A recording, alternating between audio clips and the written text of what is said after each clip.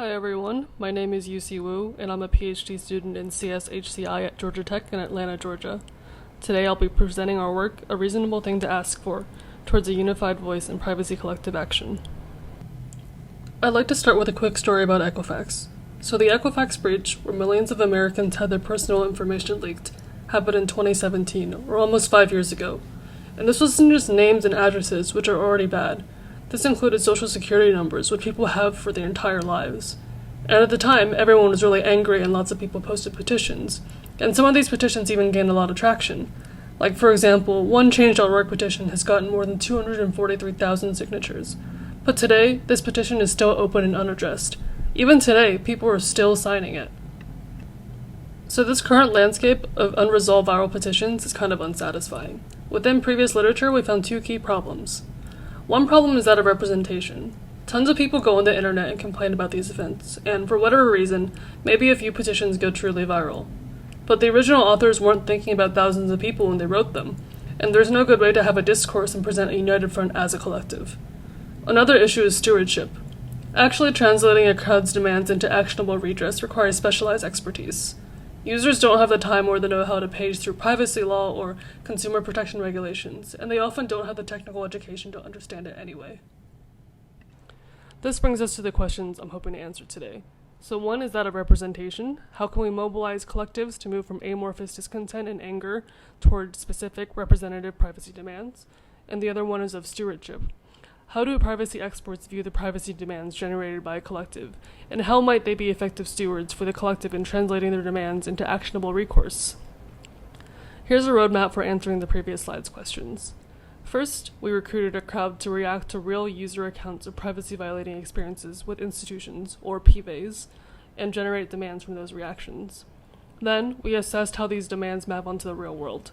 And finally, we delve into a discussion about how existing reform mechanisms can be misaligned with end-user desires. So, to explore the representation question, we created our own version of Bernstein et al.'s Find, Fix, Verify crowd programming pattern. Find, Fix, Verify presents a distributed crowd with a high-level open-ended task, and funnels individual crowd workers' attention to smaller subtasks that, in aggregate, help accomplish that bigger task. In this case, our high-level task is synthesizing representative demands from a PVEI account. We got some accounts from previous interviews. One was about the Equifax breach, another about a user feeling inappropriately targeted on Instagram as a gay man, and another about the OPM US government breach. From these accounts, we asked users to find the most pressing concerns, propose fixes for those concerns, and then verify that these fixes are the best ones. As a result of this Find, Fix, Verify process, we got some concerns and demands. Yay! You can read these in more detail in the paper. But from 400 concerns in the find phase, we ended up with 2 top priority concerns for each account, and then each concern had 2 top voted demands. That process results in a total of 12 demands. So we went from 400 to 12, which is pretty good. So in this sense, it's relatively simple to pick some arbitrary number, like top 2 concerns or top 3 demands or whatever, and get a manageable representation of the collective. How did participants feel throughout this process?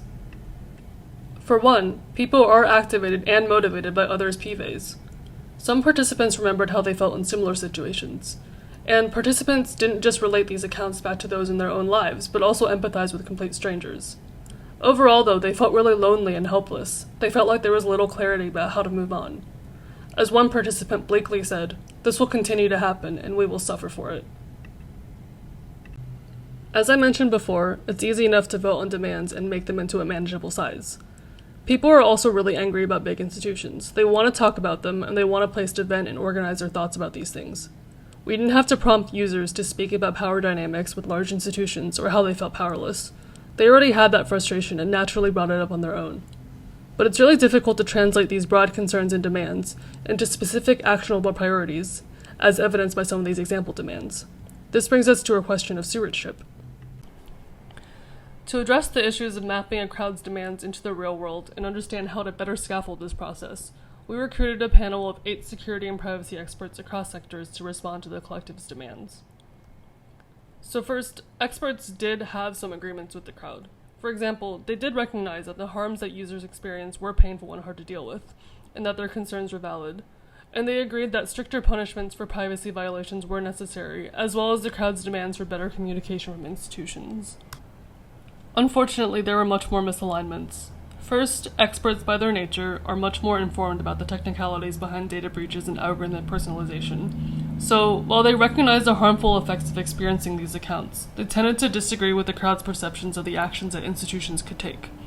In particular, experts emphasize that while paying damages for harm appears to be the most straightforward or effective solution, actually quantifying and attributing this harm or assigning blame is really difficult and unrealistic. Secondly, experts pointed out potential unintended negative consequences that the crowd-powered solutions could have. For example, what does it look like for Instagram to apologize for showing harmful recommendations? Does it have to apologize for every single instance? What if this results in Instagram developing another algorithm to predict when they have to apologize? And so on. Generally, while experts sympathized and emphasized strongly with the real harm that users felt, their solutions mostly consisted of FTC consent decrees or other kinds of fines. One expert even said that he wished the whole system of financial monitoring could just be dismantled, but we had no choice but to participate. So what did we learn from all this? For one, we uncovered some nice building blocks for how to design this representation process for real. People feel a sense of shared social responsibility for others and empathize with the privacy harms a complete strangers face.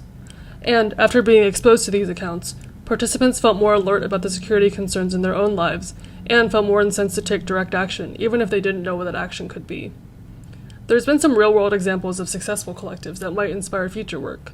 Labor unions, for example, are responsible for safer work environments and worker autonomy.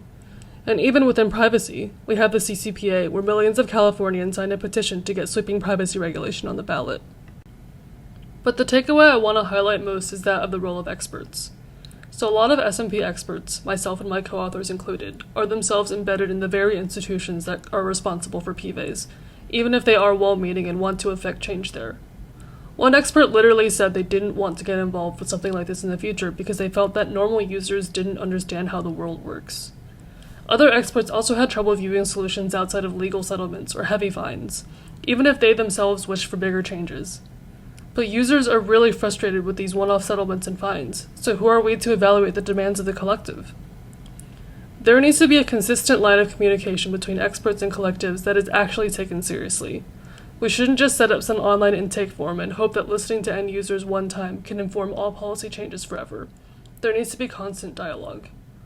We as experts can offer advice and guidance, and point collectives to relevant resources and otherwise adopt an ethics of care. Most importantly, though, we should allow the collective itself to be the main driving force of change, and we should let ourselves be measured and evaluated by the collective. Thank you for your time, and feel free to follow up with any questions.